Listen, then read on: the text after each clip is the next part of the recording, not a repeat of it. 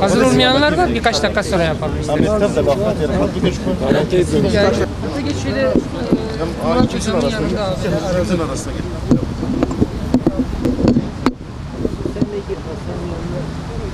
Diyor ki diğer tüm sanıklar bana baskı yaptılar ve bana dediler ki avukatına söyle duruşmaya gelmesin, mazeret versin, biz dosyayı uzatalım.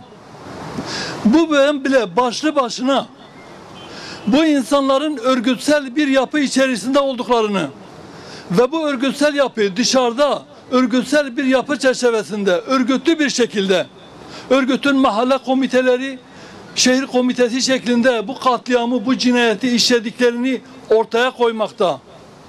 Ve bir diğer ikinci sonucu şudur: bu örgütsel bağlantı cezaevinde de devam ediyor. Halen bu örgütsel bağlantı devam ediyor ve bunun üzerinden de avukatları da yönlendirmekte. Dosyada kararın çıkmasını geciktirmekte. Ama hiç kimse adaletten kaçamaz. Eninde sonunda beklenen olur.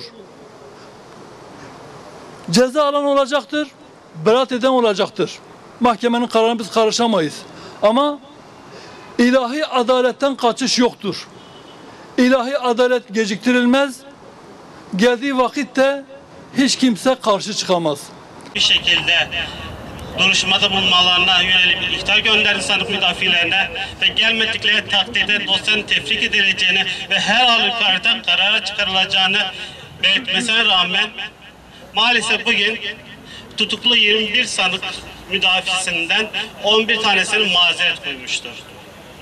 Bundan dolayı mahkeme istemeyerek de olsa, ki bizim bu yönden aksi bir talebimiz vardı, her halükarda kararın çıkmasını istiyorduk çünkü sanık müdafileri kasıtlı bir şekilde savunma haklarını kötüye kullanıyorlardı. Ve hiçbir usul hükmü, ceza usul muhakemeler kanunu kötü niyeti muhafaza etmez.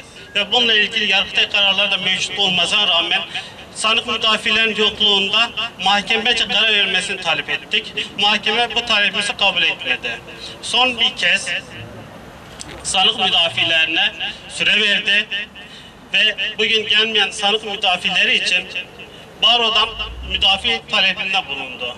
Ve gelmeyecek olanlar için ise yokluklarına karar vereceğine dair bir ihzar gönderdi ve duruşmayı 24 Nisan tarihine sabah saat 9 sıralarında erteledi. 24 Nisan'ın kararı çıkacak mı? Muhtemel çıkmasını umuyoruz.